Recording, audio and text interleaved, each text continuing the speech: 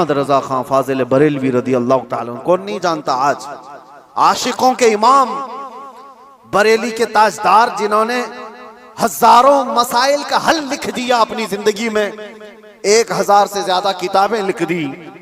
और वो शहंशाह वक्त अपने जमाने के कुतुब मस्जिद में एतिकाफ में बैठते थे रमजान में, लेकिन एतिकाफ की हालत में भी मुसलसल इल्मी काम किया करते थे।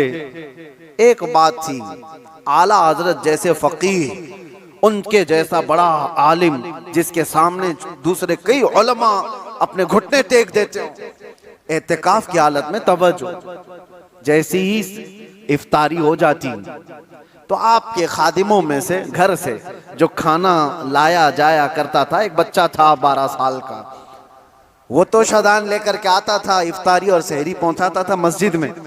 लेकिन आला हजरत को एक आदत थी पान खाने की, और पान खाने वाले लोग इफ्तारी के फौरन बाद पान चाहिए।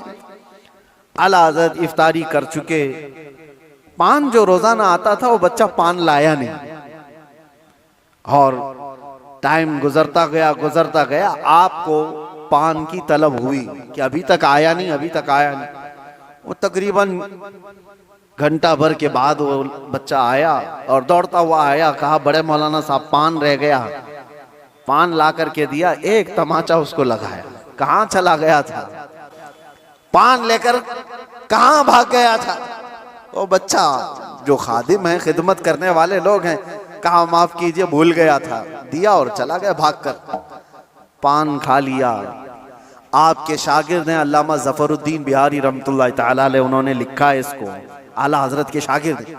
वो कहते हैं पान खाने के बाद आला हजरत इतने बेकरार हो गए, तरावी हो गई, टहलते रह गए इधर से उधर बेचैनी से। मैंने जाकर पूछा इमाम वक्त से, आला हजरत से, मौलाना जफरुद्दीन साहब फरमाते, कहा क्या वजह है। आला हजरत ने कहा मौलाना जाओ, वो बच्चा कहाँ है उसको ढूंढ के लाओ। कहा क्यों, क्या हुआ। कहा उसको बुला लाइए, मैं उसको मार दिया था। तो मौलाना जफरुद्दीन रहमतुल्लाह अलैह फरमाते, मैं ढूंढने के लिए निकला, वो कहाँ मिलता, रात हो गई थी, कहीं दुबक के सो गया हो।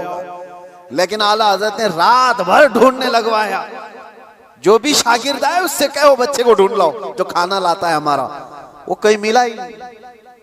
रात भर आप सोए ही नहीं, मस्जिद में टहलते रहे बेकरारी के साथ। सहरी का वक्त हुआ तो तोशादान लेकर बच्चा आ गया, उसकी ड्यूटी थी।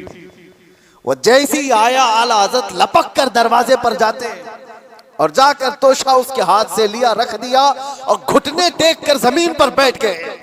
वक्त के मुजद्दिद की बात कर रहा हूं। उस बच्चे के दोनों कंधों को पकड़ा और कहा बेटा कल की रात मैंने थप्पड़ मार दिया था अपने हाथ से तुझे, खालिस मेरे पान के लिए, ये मेरे नफ्स के लिए मारा था, तो अल्लाह के लिए मुझे माफ कर दे। वक्त का इमाम अब छोटे बच्चे से कह रहा है मुझे माफ कर दे। वो बच्चा कसमसा रहा है, घबरा रहा है। देखा है वक्त के बड़े बड़े फकीह और मुफ्तियान कराम इस इमाम के सामने बैठ जाते हैं अदब से, और ये वक्त का इमाम मुझसे माफी तलब कर रहा है। बच्चे ने कहा हुजूर छोड़ दीजिए, मैंने कुछ समझा ही नहीं, मुझे कुछ पता ही नहीं।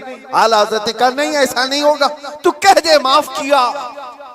मौलाना जफरुद्दीन फरमाते हैं मैं देखता खड़ा था।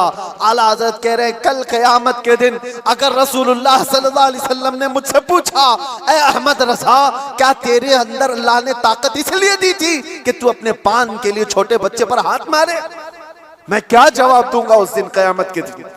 आला हज़रत उसको पकड़ करके थाम रहे, तो उस बच्चे ने कहा कि ठीक है मैं माफ कर दिया। आला हज़रत कहते हैं बच्चों को इख्तियार नहीं है माफ करने का, बच्चों को मसाइल है, वो मालिक नहीं है। हाँ आपने कहा, अपने सर से टोपी उतारी और कहा जैसे कल मैंने तुझे मारा था वैसे तू भी मुझे मार, बराबर हो जाए मामला। उसका हाथ कांपने लग गया। वक्त का मुजद्दिद कह रहा है आला हज़रत अपनी टोपी उतार कर रख दिए। बच्चा जब नहीं मारने लगा, आपने खुद उसका हाथ पकड़ा और हाथ पकड़ करके अपने सर पर मारने लग गए। 3-4 बार उसकी जब थप्पड़ पड़ी तो आला हज़रत मुस्कुराते हुए खड़े हुए कहा बात बराबर की हो गई, तूने मुझे माफ भी किया और बदला भी ले लिया। मौलाना जफरुद्दीन रहमतुल्लाह अलैह फरमाते हमारे आंसू निकल गए। वक्त का मुजद्दिद है, ताकत का गलत इस्तेमाल नहीं। मेरे अजीजों, अगर अल्लाह ने जिस्म में ताकत दिया है तो इसलिए नहीं कि तुम अपने से नीचे वालों पर इसका इस्तेमाल करते रहो। इसीलिए अल्लाह के नबी सल्लल्लाहु अलैहि वसल्लम ने क्या फरमाया, मन लम यरहम